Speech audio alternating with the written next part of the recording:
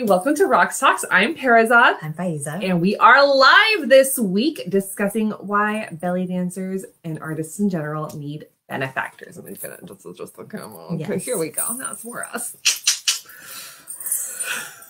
Okay. And voila. I'm really on today, guys. So, hi. Hello. I find that as a dancer, as a performance artist, I need a benefactor. So many people are, like so many other dancers that I know say, I wouldn't be able to do this if I didn't have a day job, or I wouldn't be able to do this the way I do if I didn't have a husband who was supporting, or a partner who was supporting me. And that's all fantastic that they have that.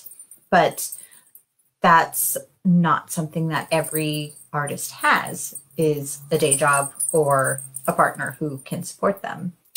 I mean, you know, Faizeh and I are in the Los Angeles area, and I came to Los Angeles to be an actress, as did my roommate came to be an actor, because he's a dude.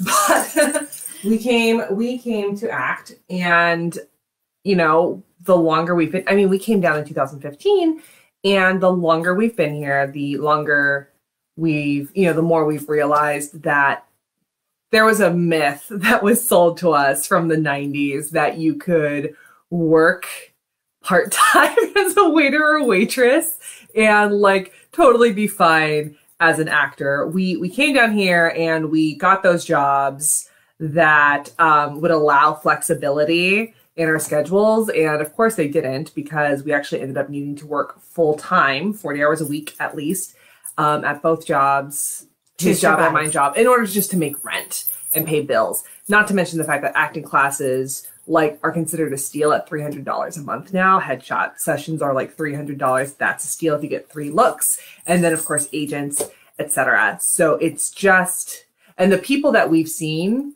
who have started to make it in some capacity usually have family who support them financially. Right. To some degree, if not 100%, at least to some degree, they're being supplemented by their family. You know, Rusty and I aren't. It's not that my parents aren't wonderful people who've offered to help me out, but it's just, I feel like they've already been very generous paying for my entire degree. So, and I'd like to have some inheritance someday. But yeah, and it's just, art doesn't happen without benefactors, honestly. It really doesn't. And it's something that used to be common, I guess. You hear about this person was this benefactor or whatever. And like my training is in creative writing. And so I read a lot, or I still enjoy them, but a lot of Victorian novels, you know, and meaning novels written at the time. And it's just a kind of a common theme. All of the creative types they're all around living off of the very rich, the wealthy people. Yeah, like, you know, people with their salons filled with Oscar Wilde and right, who have you. And the benefit to that for the greater culture is that then artists can concentrate on creating art. And right now, or what Perizaad was kind of alluding to with her and her roommate, they didn't have time to pursue their art because they were busy trying to survive. Yeah. And especially in a greater LA area, or Southern California in general, because it's a wonderful place to live. Everybody wants to live here, so the cost of living is pretty high. Yep. And so stupid weather. But also, just as a side note, one of the things that I love whenever I drive into Hollywood, there's just a vibe that, like, the second you get off at Highland and turn, it's just you're overwhelmed with this like creative energy, even though you're still in your car. See, when I get there, I just feel the crazy. I just feel the crazy, the desperation. I'm like, just keep looking straight ahead. Just keep looking straight ahead till you get you to your destination. Like, see, I mean, I guess it's because I'm coming from, I live outside of LA. I still live in LA County, but I live on the edge of LA County. And it's still fairly rural. Like today when I was coming here, there was somebody riding their horse. As one does. And I mean, that's something that I like, is that I live close enough to LA to experience the creative aspect of it and the artistic culture. But it's still rural enough out there. That is the entire point of the suburbs. But I like that. I know, I do too. But I was like, that's literally the entire idea behind suburbs. Well, that's where I live. And on the outskirts of that. but to say, to your point that supporting and promoting art financially serves the greater community. I mean, the largest benefactor, the largest benefactor of Western art for 2 millennia was the Catholic Church. Now, it's very interesting because on the one hand, they were the greatest promoter and benefactor of Western art, but they were also some of the greatest perpetrators of iconoclasm when it came to other religions. So, like, I understand it's like not the best. However, people can go into the Sistine Chapel. People can go to churches. They can go to these things for free and enjoy masterpieces because they were supporting the Teenage Mutant Ninja Turtles, Donatello, Raphael, Da Vinci. Yeah. Wow. Leonardo and Michelangelo, but it's I mean, that's the best way for me to remember them all. but I mean, because they were, and that's the thing, and there's a lot of places in Europe where, I mean, that was one of the things, is one of the people that was the head of the music and theater department at my university. The theater department wasn't terribly fond of him because he was just like opera, and that's the only thing that matters, to the point that he was expected to take over an acting class because the teacher had to leave suddenly. And his whole thing was like, well, if this were a song, how would you sing it? Wow. And they're just like, that's not helpful. Really?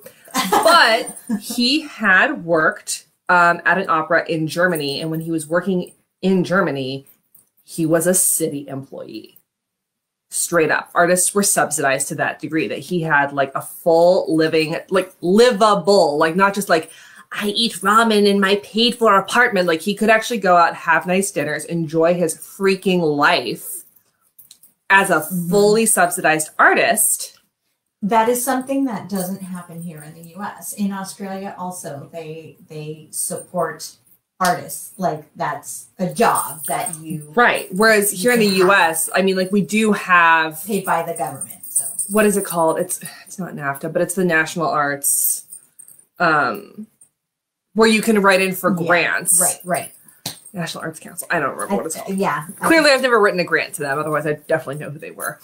But I mean, that is one of the things too, is because it's just so interesting how art is so different in America, because, even this program that we're doing, with belly dance, it's well, if it doesn't make you money, then it needs to just be a fun little thing you do on the weekends, but you need a job.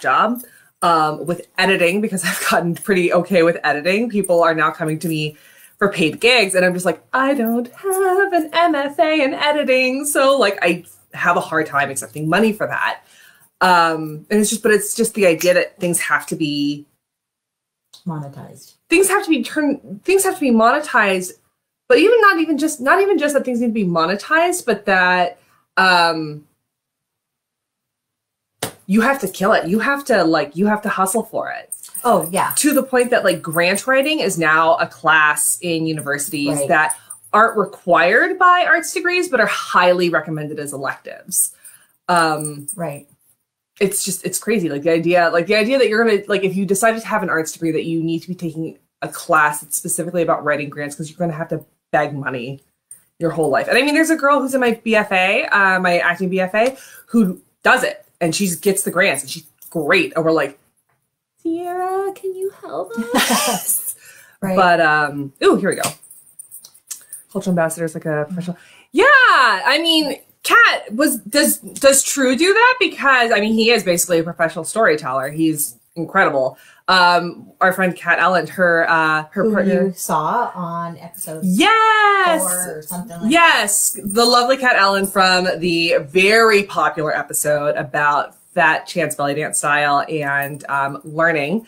Her partner, her sweetie, is a professional Santa, but he's also a professional. So he's a fantastic storyteller, and he goes to a lot of different cultural events and he teaches how to do it. And he teaches how to do it. There's actually there was a picture that went like semi-viral back a couple of years ago because he wasn't in full Santa getup, but he was in like a sweater vest, I think. Oh no, Norway. Did I mess up? I don't know what's happening. But she loves us anyway. Good. But he was like in a sweater vest that like I think might have had reindeer on it or something, but somebody snapped a picture of him because he was in like I think like the UCSB library or something like that. And they're like Santa on his day off. And it was true with his full beard and his glasses and like his sweater, his reindeer sweater or something like that, reading up on Christmas stories, and somebody just like happened to snap a picture of it and it went semi-viral. And it was she's saying Norway because he doesn't do that because he's in the US. I mean, fair. At least I think that's what she's saying. Whatever. Yes. So I am going back to the point of why it's important that we have art in culture. Oh, sweet. I mean, if anybody needs to know why it's important that we have art after being locked down for a pandemic and binging 16 hours of Netflix a day, like, I have very unkind words for you that I'm not going to say on this broadcast. But I think you know them. So basically, if we look throughout history, what tends to define a lot of our understanding of various ancient and even not so ancient cultures is the art. And so when archaeologists, or as Trevor Noah calls them, grave robbers, when they pull up the things that people get buried with, or even just like Pompeii, I was watching a thing a couple weeks ago about Pompeii, and it was super fascinating. But just like the objects, and they're like, what could this possibly be? I think that this is an idol, or I think that, and it's the pieces of art, and art includes the pottery, art includes the everyday necessary items, but that's still something that is created. Right. And so that is how we get an idea of what a culture was like. And so it's not just like we want to have art, plenty of art, so that in 500 years they know what we were like and they're not saying, you know, whatever random thing, but also it's what defines us. And so when we remove art from our culture, then there's less meaning to why we're doing anything. Like because art is what makes us think. Art is what is beautiful. Art gives meaning, and it helps us connect to each other. I mean, it all comes down to, everything that we touch is art. Like any tool, cars are art. Mm-hmm. They are not necessarily in the absolute most functional fashion that they could be. I mean, the thing with a Mazda, Mazdas are some of the most beautiful cars that are available. Well, I mean, like Michael and my boyfriend and I, we went to the auto show back in 2018, and we were just in the Mazda area, and I was like, these are all gorgeous cars. They're stunning. They're the most beautiful cars I've seen. Like, for the average consumer that isn't like a freaking Lamborghini or a Bugatti or what have you. I was like, what are they like as cars? He's like, they're awful. They're awful. They run terribly. Oh. Yes. That's what he was saying. He was like, beautiful cars. A piece of garbage. But they're beautiful cars. But that's the thing is that, like when the Honda Civic came out, and the 2016 Honda Civic came out and like redefined the entire Honda line. But it was the art. It was the look. It was the fact that they made the Honda, instead of just being the cute little Honda Civic that we all know from like the aughts, to what's basically looking kind of like a sports car. And it became like the car on, Honda Civics were the car on the road anyway, but they were just so much more noticeable once this happened. Art's in everything we do. It's in our clothes. Hello. It's in our food. We're not eating MREs all the time. Culinary arts are a thing. Right. Like, right.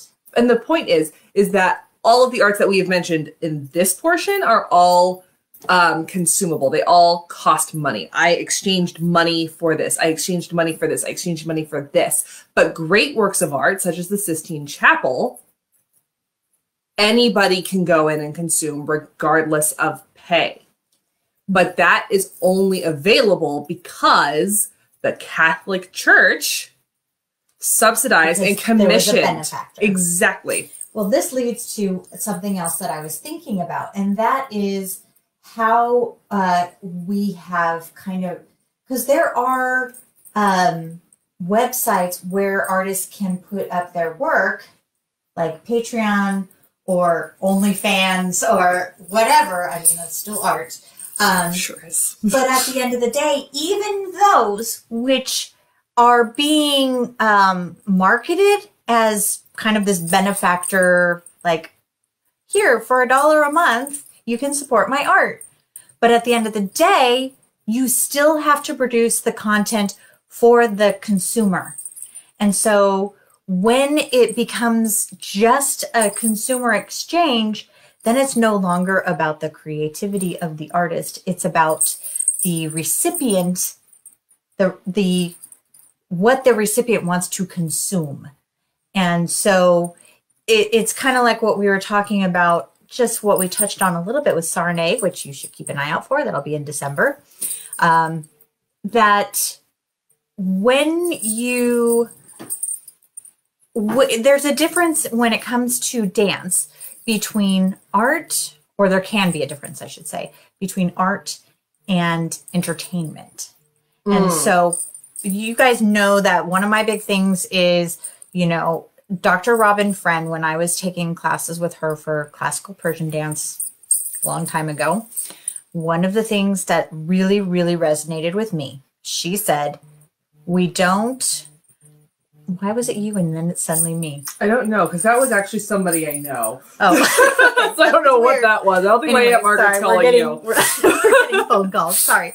Anyway. We're doing it live! So when I get to go out and just create art so a year ago at the Phoenix Rising Festival, Amanda Rose had gathered several other dancers, and she created this piece, and they had put it together, and it was art. It was like, it moved you. It was just like, it invited us in, but it didn't matter if we wanted it. Somebody else who's really good at creating huge art pieces is Amy Sigil. Yes.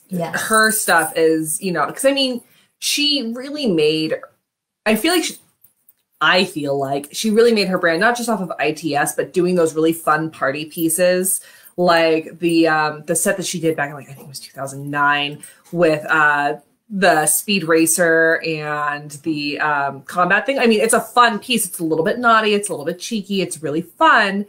But then she moved into creating just straight up art. Mm-hmm. A lot of pieces that I featured on, well, I did also feature the Speed Racer piece, but on her episode, it's art, and it's there, and it's more modern dance inspired. And I really think she just felt the need to create that art in that moment, and not so much that she felt like she needed to produce something that people would like. I feel like that's one of the problems with belly dance. Something that we've touched on a lot in this show is the feeling of like, I need to create something my audience will like. Right. So that way I keep getting invited back to showcases and things like that. So that way I can make money, as opposed to creating the art that's genuine within you. Right. Whenever when you are being forced to monetize, then there is an element of, I have to be able to feed my kid. I have to be able to put food on the table. I have to be able to pay my mortgage. I have to be able to pay for my crappy Mazda, and which is paid off, by the way. But if you have a benefactor, that's taken care of. The monetization is irrelevant. It doesn't mean you're not allowed to make money, because people will still want to experience your art. But when you take it off the table, then you really get to create art. I have a couple benefactors, and one of them actually bought this beautiful suit dress for me. I don't think he realized we were at a show, and he's like, oh, I'll get that for you. And I was like, are you sure? I don't think he realized how much it was going to be, but he was like, handing over his credit card. He's a friend of ours also.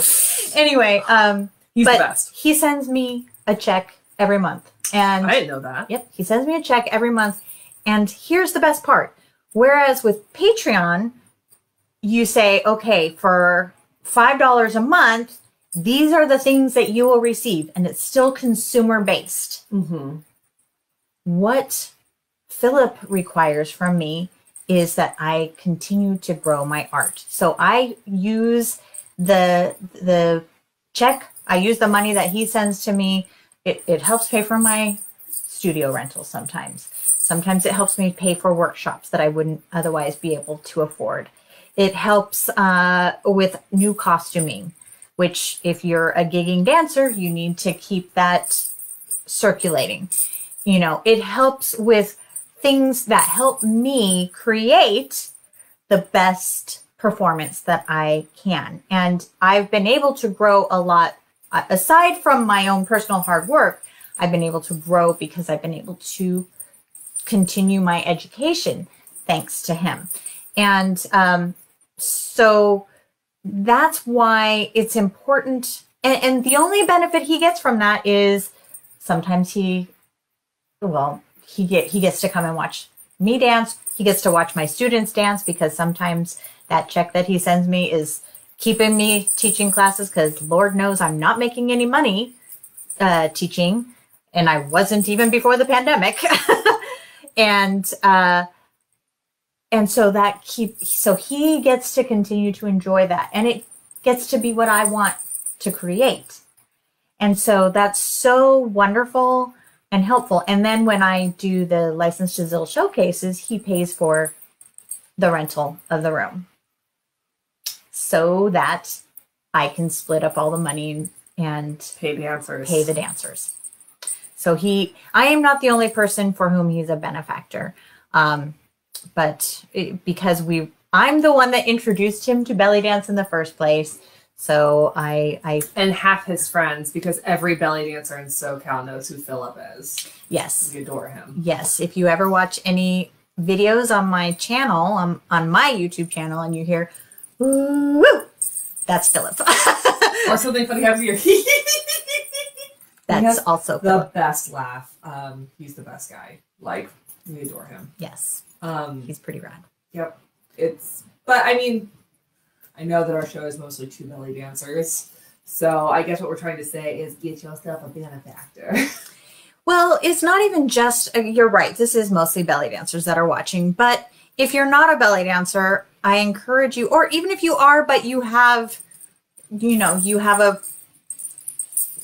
flush with money for whatever reason, support. And if we support each other, now it's true that our money in the community is very incestuous. We just kind of pass it from one person to the next in this. I frequently will lose money on shows because usually what I'm making in tips, it's about half to 2/3 of what I'm putting out in tips to other dancers, just because I want other dancers to be able to dance as well, and I want other dancers to have their work appreciated. And yeah, I guess if you want more and better art, it needs to get funded. It needs to get funded. It needs funding. And I believe that we need to, not just because it's convenient for me to say this, but because, I'm fine the way I am.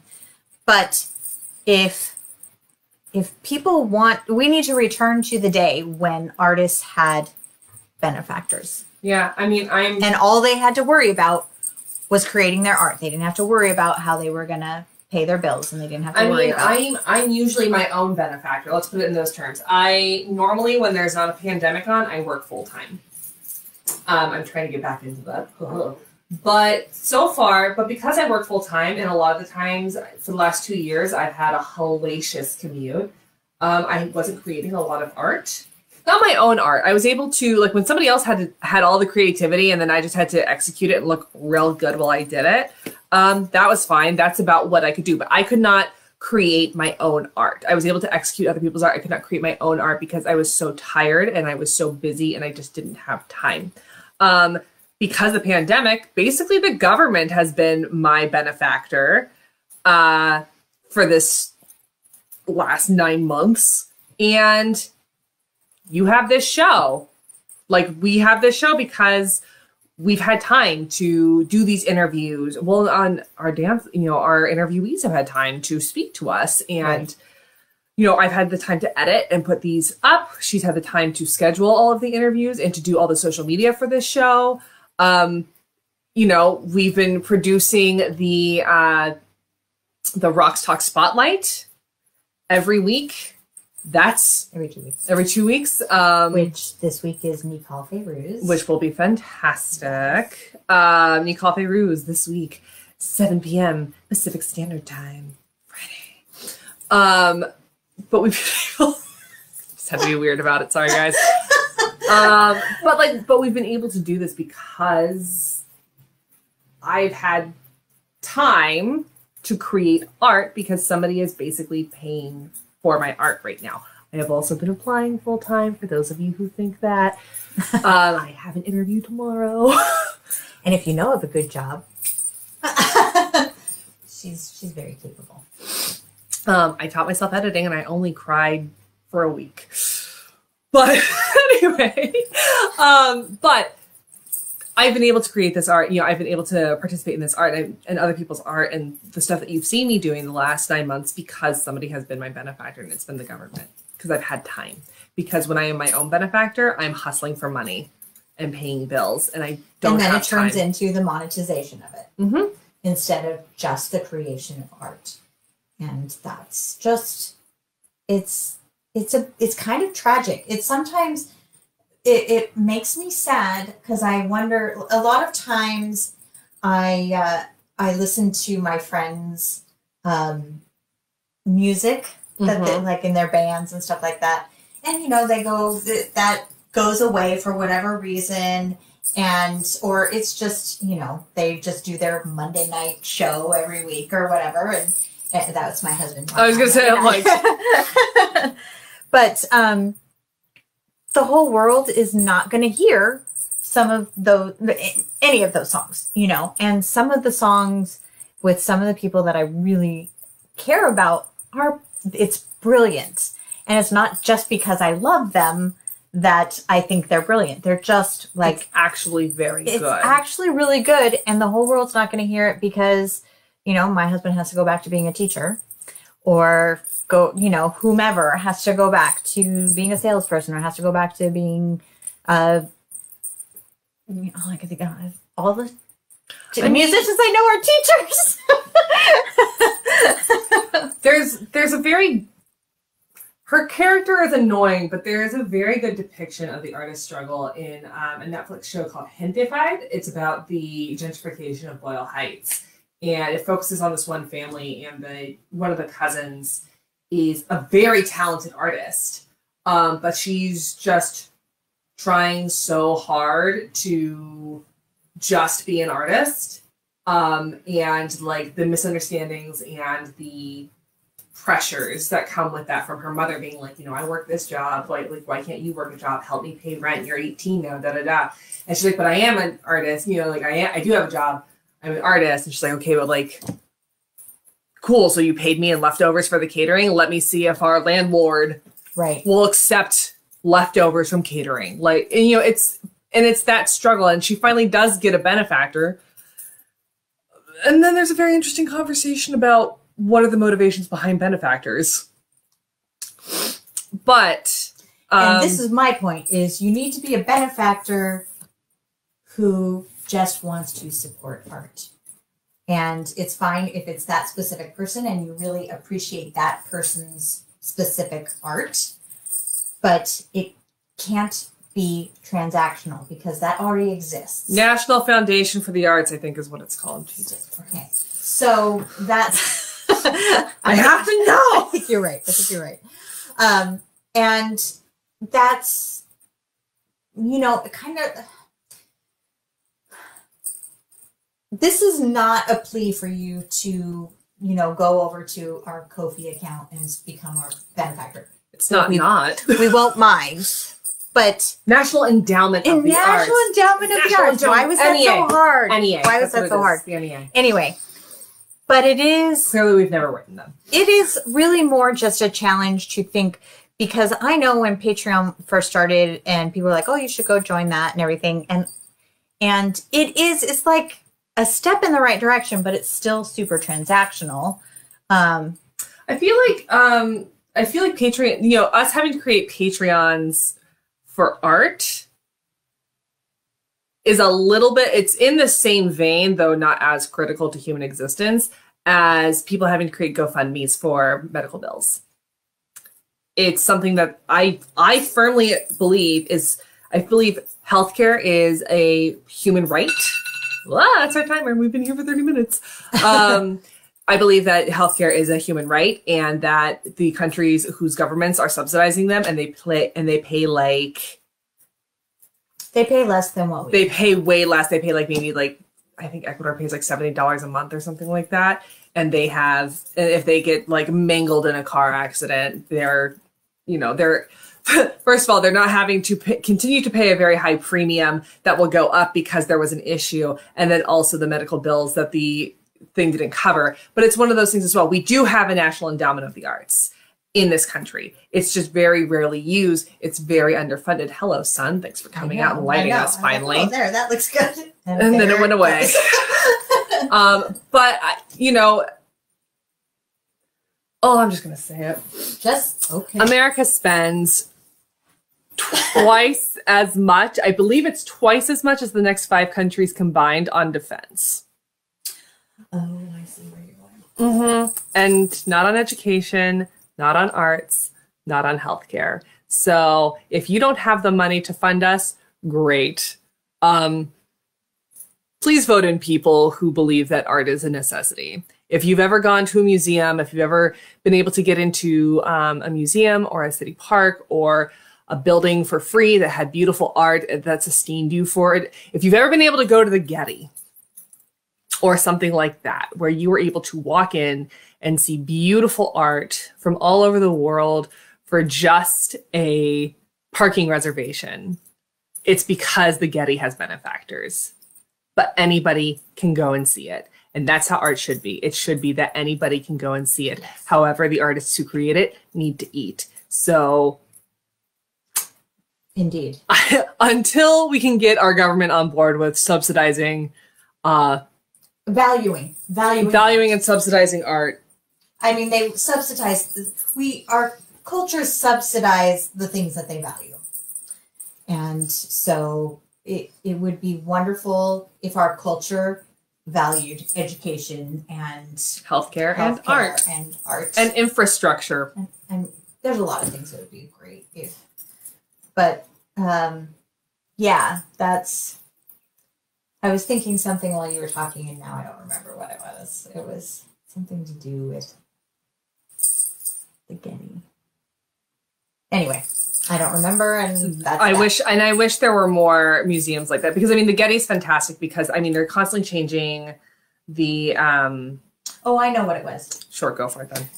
I'm waiting for somebody to leave a comment about a banana duct taped to a wall. And I will tell you that I do not throw the baby out with the bathwater. 99.999% of artists are creating art in good faith. Someone who's like, I can get away with this, and they duct tape a banana to the wall. The only reason all of us know about it is because people are outraged over that being considered art. If you don't like that, don't support that artist. The rest of us are actually trying to create something beautiful. So if you're going to use that one banana as an excuse to not support any art, then I'm going to encourage you to reflect on why that one element is in your mind speaking for all art. I was going to say, if you're going to use that to like say no to all art, then I'm going to revoke your rights to any clothing outside of a jumpsuit, any food that isn't an MRE, any mode of transportation that isn't just, the bare minimum of mobility, so like walking, because all of it's art. Art is everywhere. Engineering is art. Engineering is art. I always think about that and how, like... We are currently filming in very close to South Pasadena, which is known for having a beautiful, beautiful bridge that, I mean, of course, it's functional because it spans a valley, so people didn't have to go down and back up. They got to just go in a straight line, but it's also beautiful. It's pretty much any time there's a movie filmed in LA, that bridge is in it. It's just stunning. It's art. It's physics and it's art. Right. Yep. It's physics, it's infrastructure, and it's art. Build back better. Anyway, sorry. All right. So we have gone on for, actually we went over because I stopped the timer a bit ago, but just Patreon is a good start. We don't have a Patreon just yet, but that is a good start. We have a Ko-fi. We have a Ko-fi, which I think she put in the... I sure didn't. She's going to put it in the comments. Sure am. Maybe. But it's... people were there's a commenting. whole bunch of comments that I didn't see. Scrolling. OnlyFans, insert naughty laugh here. Thank you, Don. We love you. Thank you, Drew. Art is an important expression of humanity and shows our capacity to feel. It is what makes us not undead. LOL. This is why he's an educator. He's got the words. He's real smart. He's the one that performs every Monday night. It's true. The viral Santa photo. Yay. Yay. I suppose the classic Mary Rich is out of style. No, I mean, that's the thing. I mean, if you are an artist, you probably, hopefully, if you haven't already, I highly suggest listening to or reading Liz Gilbert's. I'm never going to condemn anyone for their reasons for connecting themselves legally to another person. Go ahead. True. But, I mean, one of the things that she talks about is this idea that you need to be, and it's huge in LA, the idea that you need to be a sugar baby in order to be an artist. And it's just, no, if we could just get our freaking government on board with expanding the NEA. Or the billionaires just valued other people. I feel like billionaires, it's not so much that they have, because they don't have taste. Half the time they don't have taste. It's that they really get off on spending money. So like they paid what they paid. Yes, all of them. We're just gonna knock ourselves out of the running for any billionaire benefactors. Be our benefactor. I do. I feel like the reason why the banana duct tape to a wall made so much money is because people got off on spending that kind of money for irony's sake. Do you think so? I'm not disagreeing. Okay. I was like, are you being sarcastic? No, I mean, I think it really was. I mean, I don't know that they're so stupid that they're just like, this is clearly profound art that I don't get, but if I pay stupid amounts of money for it and I just take it home, I'll just stare at it until I don't think it was that. I really do think they get off on spending money. Interesting. It's just... You don't think it's more like they may not understand it, and so then No. But if they support it, then it gives this... It's a step. It's the thing that they can drop. It's like, I have so much money that I can drop whatever the fuck the dollar amount was on that stupid thing on a banana duct taped to a wall because I have that kind of money. Like when you see the Snapchats that go around from rich kids, it's disgusting. I don't hang out with What up, Shao Lopez? What's going on? But yes, so I'm going to... And now our Ko-fi. Our Ko-fi. Now that we've just been like, all you rich people. Fuck you, rich people. But for the rest of us, go ahead. Rich people. It's just certain ones. Jerky ones. Entitled ones. Indeed. I'm going to put it that way. Yep. You go for it. I'm definitely going to eat the rich someday. That's fine. I am not as lefty as you are. Ideologically, I am pretty similar to you, but in practice, the older I get, I just get practical. It's like, all right, this is what we have to deal with. So, anyway, we love you guys. If you have any if you have any thoughts on art through the centuries. The benefactors of the Borgias and the Medicis, I think, were huge patrons of art. Well, actually, I know the Medicis were, but I think the Borgias were as well. If you have any thoughts on that, if you have any thoughts on this, if you want to tell me to go F myself and rich people are the best, by all means, please leave a comment below. She will do anything for comments. I'll do anything! Anyway, but yeah, leave a comment. Tell us what you thought of this video. Tell us what else you'd like to see us discuss. Otherwise, we will be here live again in 2 weeks, and we should have another video with, I believe, Tiffany from the Belly Dance Bundle dropping next week. Is Tiffany's not until December, I thought. Next week is Chudney.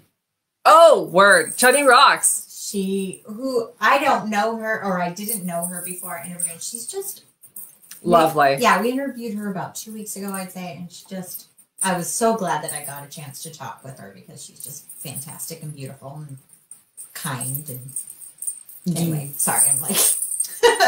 But, all right, I think that's it. Yeah. Yep. Okay. I'm Perizaad. I'm Faizeh. This has been Raqs Talks. Please give us a like, comment, and share, or subscribe. Otherwise, we will see you Friday. We'll see you Friday for Nicole's live show via Zoom at 7 p.m. All right. Masalama.